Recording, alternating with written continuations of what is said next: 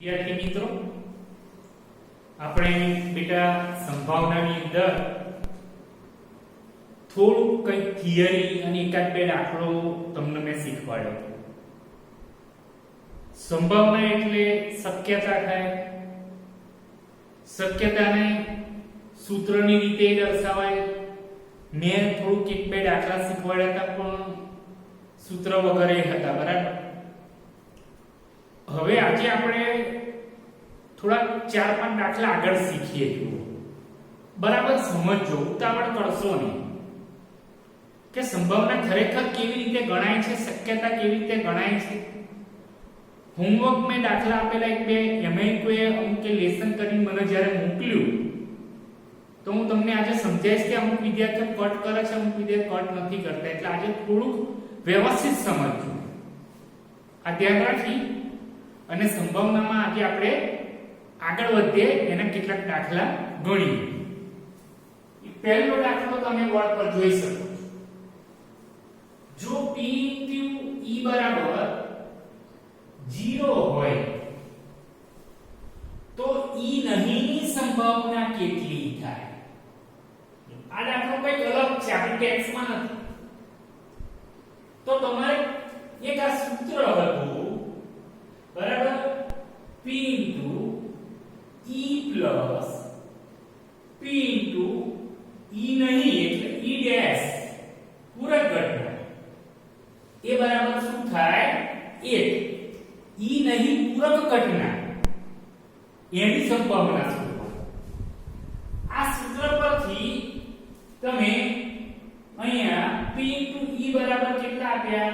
0.35. E નહીંની સંભાવના શોધવામાં આપણે શોધવાનું છે અને આ બરાબર કેટલું? 1.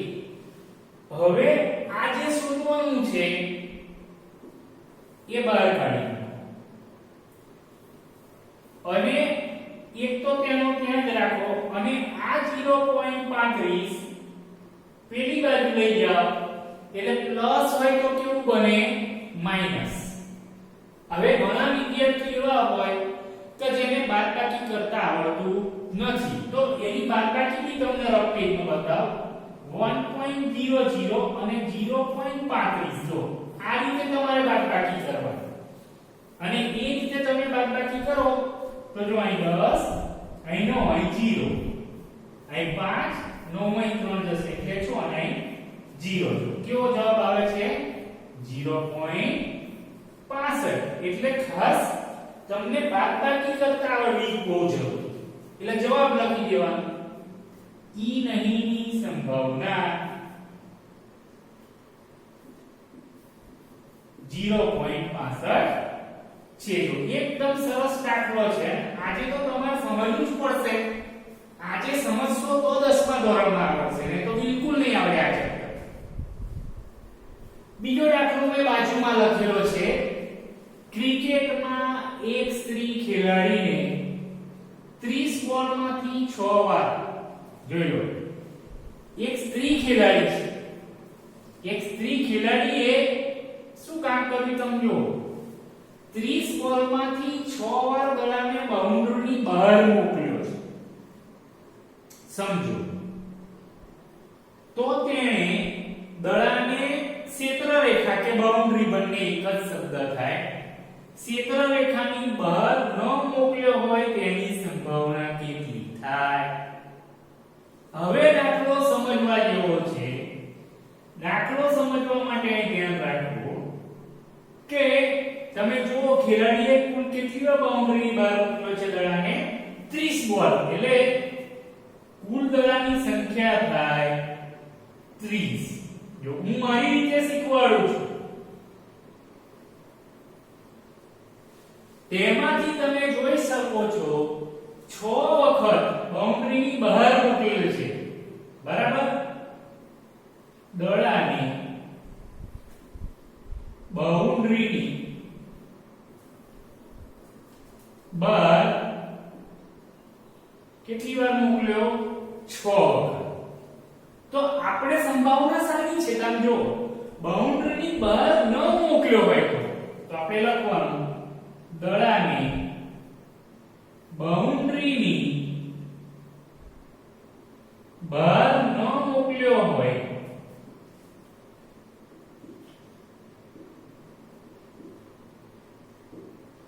તેની સંખ્યા બરાબર કુલ 30 હતા બેટા અને 6 વખત તમે જોઈ શકો છો દડાને કઈ મોકલ્યો છે બાઉન્ડ્રીની બહાર તો બાઉન્ડ્રીની બહાર કેટલા આવશે ન મોકલ્યો હોય તો 24 વખત જે તે સ્ત્રી ખેલાડીએ બાઉન્ડ્રીની બહાર દડો નહીં મોકલ્યો હોય 6 વખત મોકલેલો છે આપણે માટે આપણે શોધીએ દડાની સંભાવના શોધીએ બાઉન્ડ્રીની બહાર ન મોકલ્યો હોય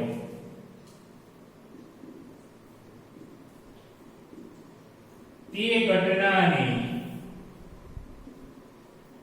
એ કહીએ બેટા કોઈ બી ઘટના આવે જે સંભાવના શોધવાની થાય એટલે એક સંભાવના હોય તો પહેલી ઘટનાની એ કહેવાય બે સંભાવના હોય તો બી કહેવાય ત્રણ સંભાવના હોય તો સી કહેવાય માટે ઘટના એ ના પરિણામ હવે તમે બરાબર વાંચો કે બાઉન્ડ્રીની બહાર કેટલી વાર ન મોકલ્યો હોય એવી સંખ્યા કેટલી છે 24 તો અહીં 24 અને સંભાવના શોધવાની p * a બરાબર 24 ભાગ્યા કેટલા થશે કુલ 30 જો હવે આ સમજવાનું ઘણા વિદ્યાર્થીઓ એવા હોય છે કે અહીં આગળ કટ કરી પોઈન્ટમાં પણ તમારે કટ કરવું હોય તો કટ કરી શકવાનું કટ ના થતું હોય તો બી નહીં કરી શકવાનું અને જો ના ફાવતો હોય તો આવું ના રાખવાનું પણ જો આને કટ થાય છે કેવી રીતે મેં બતાવો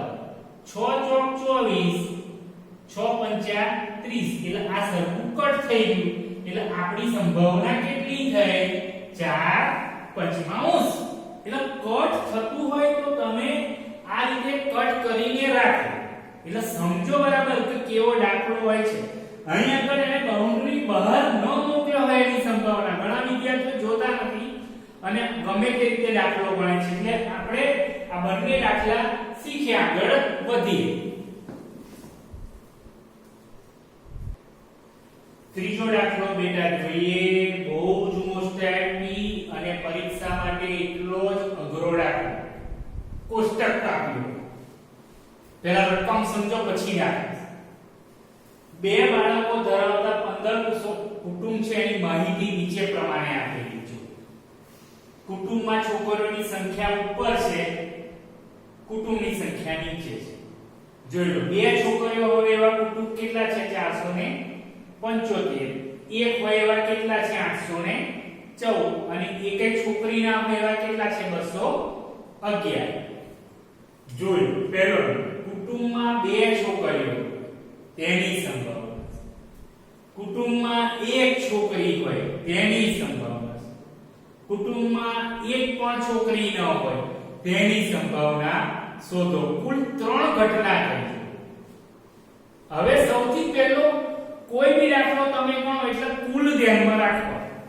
તો આપણે કુલ કુટુંબની સંખ્યા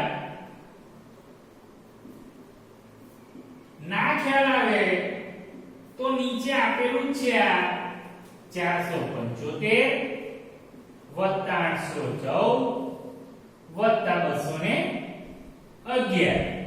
એટલે એ ટોટલ કરશો એટલે કુલ કેટલા કુટુંબ થશે 1500 આ કુલ ધ્યાનમાં રાખો કેમ કે આપણે દરેક સૂત્રના નીચે કુલ મૂકીએ છીએ ચલો કુલ આવી ગયું હવે દાખલો જો પહેલી સંભાવના શું કે છે પસંદ કરેલ કુટુંબમાં કેટલી છોકરીઓ હોય 2 ચલો જોઈએ 1 નંબરમાં પસંદ કરેલ કુટુંબમાં 2 છોકરીઓ હોય તે ઘટનાને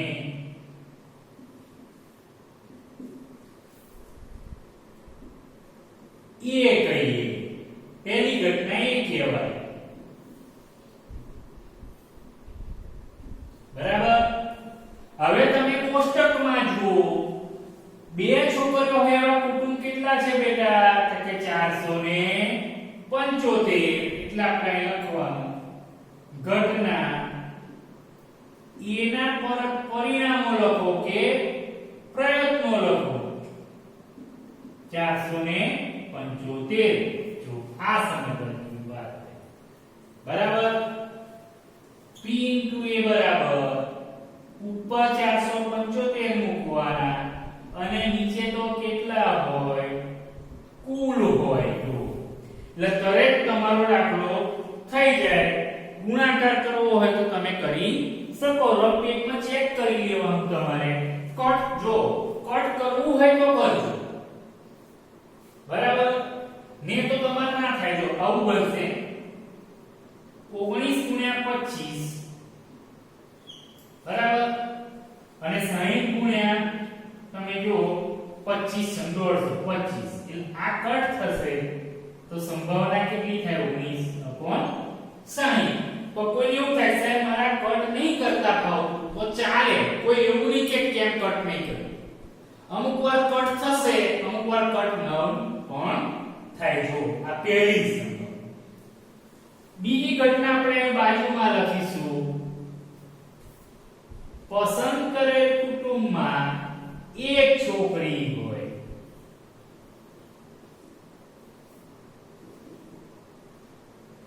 તે ઘટનાને બી કહીએ તો બીજી ઘટના આવી એટલે બી કહેવાય જો હવે તમે કોષ્ટક જોશો એક છોકરી હોય કુટુંબ કેટલા હતા કે 814 એટલે પાછું લખવાનું ઘટના બી ના પરિણામો બરાબર 814 સમજો બરાબર માટે સંભાવના શોધીએ p * b બરાબર 814 અને નીચે તો દરેક દાખલામાં શું હોય છે 1500 કુલ હોય છે 407 * 814 થાય અને 750 * કેટલા થાય 1500 થાય એટલે ના ખ્યાલ આવે તો જો આ રીતે હું લાવેલો હોય કટ કરી દો એટલે આ આપણી શું બની સંભાવના અને ના કટ કરવું હોય તો આવું ને આવું રાખવું જો આ બીજી સંભાવના ત્રીજી સંભાવના જોઈએ પસંદ કરેલ કુટુંબમાં એક પણ છોકરી ના હોય એક પણ છોકરી ન હોય આ સમજવા જેવું હોય તે ઘટનાને ત્રીજી સંભાવના આવી એટલે એને આપણે સી કહીએ હવે એક પણ છોકરી ના હોય તો એમાં કેટલા કુટુંબ છે 211 બરાબર એટલે 211 તમે મૂકો વ્યવસ્થિત એટલે ખબર પડી જાય માટે ઘટના સી ના પરિણામો બરાબર 211 માટે p * c બરાબર 211 છેદમાં 1500 કટ નહીં કરવાનું બરાબર કટ ના કરો એટલે તમારો દાખલો સરસ ગણાય જાય તમે જુઓ કે સંભાવના કેવી રીતે શોધવામાં આવી રહી છે એને કેવી રીતે લખાય છે ઈવન તમને કટ કરતા ના આવડે તો ના કરશો આવું જે તે પરિણામ હોય લખી નીચે તો કુલ લખો જ આખો દાખલો વ્યવસ્થિત સમજો અને મોસ્ટ આઈએમપી દાખલો છે હોમવર્ક તમે જુઓ બે દાખલા તમને આપ્યા છે હજુ આપણે શરૂઆતમાં છીએ એટલે સમજી વિચારીને ગણવાનું રોહિતે 10 ઇનિંગ્સમાં 4 વખત સદી ફટકારી છે સંભાવના જો કેવી માંગી છે તો તેણે સદી નથી ફટકારી તેની સંભાવના બે બાળકો ધરાવતા 50 કુટુંબમાં છોકરીઓની સંખ્યાની માહિતી બેટા નીચે આપેલી છે બરાબર બે છોકરીઓ હોય તો કુટુંબ 8 છે એક છે તો 32 છે અને એક પણ છોકરી તો 10 છે એ પ્રમાણે આપણે જે દાખલો શીખવાડ્યો એ પ્રમાણે તમારે સંભાવના ગણવાની દાખલો બરાબર બોર્ડ પર જોઈ લો બરાબર અને એ સંભાવના ગણી અને બીજી એક અગત્યની વાત સંભાવનામાં જે દાખલા હું શીખવાડું છું એ એ પણ તમારી નોટબુકમાં તમારે લખવાના છે. એ લખ્યા પછી નીચે હોમવર્ક કરતા રહો. એટલે શું તમારે મારા દાખલાની પ્રેક્ટિસ થાય અને હોમવર્કની થાય. આજે આપણે આટલું રાખીએ.